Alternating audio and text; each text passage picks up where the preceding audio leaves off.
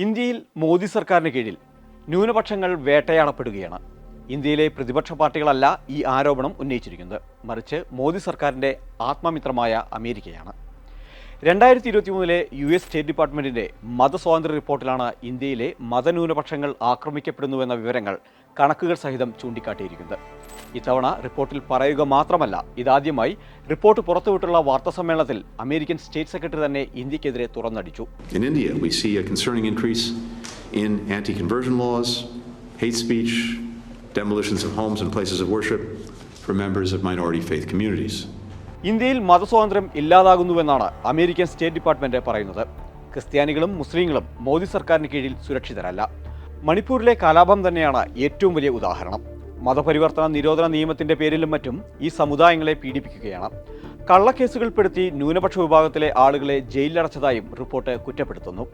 കഴിഞ്ഞ വർഷം ഡിസംബറിൽ അമേരിക്ക സന്ദർശിച്ച മോദി പറഞ്ഞത്, ജാതിയുടെയോ മതത്തിന്റെയോ വർണ്ണത്തിന്റെയോ അടിസ്ഥാനത്തിൽ തന്റെ സർക്കാർ ആരെയും വേർതിരിച്ച് നിർത്തുകയില്ല എന്നാണ്.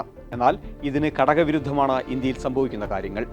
മോദിയുടെ പാർട്ടിയും RSS, VHP പോലുള്ള സംഘപരിവാർ സംഘടനകളും ന്യൂനപക്ഷത്തിനെതിരെ അതിക്രമങ്ങളും വിദ്വേഷ പ്രസംഗങ്ങളും ആവർത്തിക്കുകയാണ്. ബീഫിന്റെ പേരിൽ ആളുകളെ ആക്രമിക്കുന്നത് ഇപ്പോഴും തുടരുന്നു. മറ്റു മതസ്ഥരുടെ ആരാധനാലയങ്ങൾ നശിപ്പിക്കുകയും ആരാധനകളെ തടസ്സപ്പെടുത്തുകയും ചെയ്യുന്നത് വ്യാപകമായി. BJP ഭരിക്കുന്ന ഉത്തർപ്രദേശ്, ഉത്തരാഖണ്ഡ്, ഹരിയാന സംസ്ഥാനങ്ങളിലാണ് ന്യൂനപക്ഷങ്ങൾക്കെതിരെയുള്ള അതിക്രമങ്ങൾ കൂടുതലും അരങ്ങേറുന്നത്.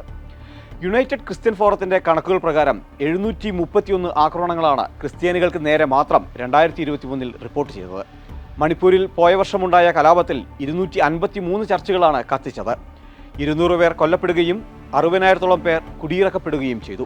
മെയ്തൈ ഹിന്ദുക്കളടക്കം മെയ്തൈ ക്രിസ്ത്യാനികൾക്കെതിരെ ആക്രമണം നടത്തി. നിർബന്ധിത മതപരിവർത്തനത്തിന് ശ്രമിച്ചിട്ടും നടപടിയെടുത്തില്ല. ഹിന്ദു ഘോഷയാത്രകൾ മുസ്ലിം ഭൂരിപക്ഷ പ്രദേശത്തു കൂടി കടന്നുപോകുമ്പോൾ ബോധപൂർവം സംഘർഷമുണ്ടാക്കി. ഹരിയാനയിൽ മാത്രം 1208 കെട്ടിടങ്ങളാണ് മുസ്ലിം വിഭാഗത്തിൻ്റേത് മാത്രമായി നശിപ്പിക്കപ്പെട്ടത്. ഇതിനെല്ലാം പുറമെ മുസ്ലിങ്ങളുടെ വീടുകളും ആരാധനാലയങ്ങളും ഭരണകൂടം ബുൾഡോസർ ഉപയോഗിച്ച് പൊളിച്ചു മാറ്റുന്നു. ന്യൂനപക്ഷത്തിനെതിരെ ഉണ്ടാകുന്ന ആക്രമണങ്ങളിൽ കുറ്റക്കാർക്കെതിരെ അന്വേഷണം നടത്താനോ കുറ്റക്കാർക്കെതിരെ നടപടിയെടുക്കാനോ ഇന്ത്യയിലെ സർക്കാർ തയ്യാറാകുന്നില്ലെന്നും അമേരിക്ക കുറ്റപ്പെടുത്തുന്നു.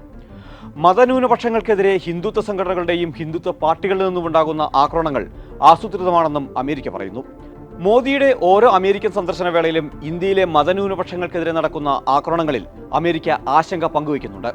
പിന്നെയും ഇന്ത്യയിൽ ന്യൂനപക്ഷം ആക്രമിക്കപ്പെടുന്നുവെന്നത് ആശ്ചര്യപ്പെടുത്തുന്നതാണെന്നും അമേരിക്ക ചൂണ്ടിക്കാട്ടുന്നു. എന്നാൽ ഇതെല്ലാം ഇന്ത്യ നിഷേധിക്കുകയാണ്.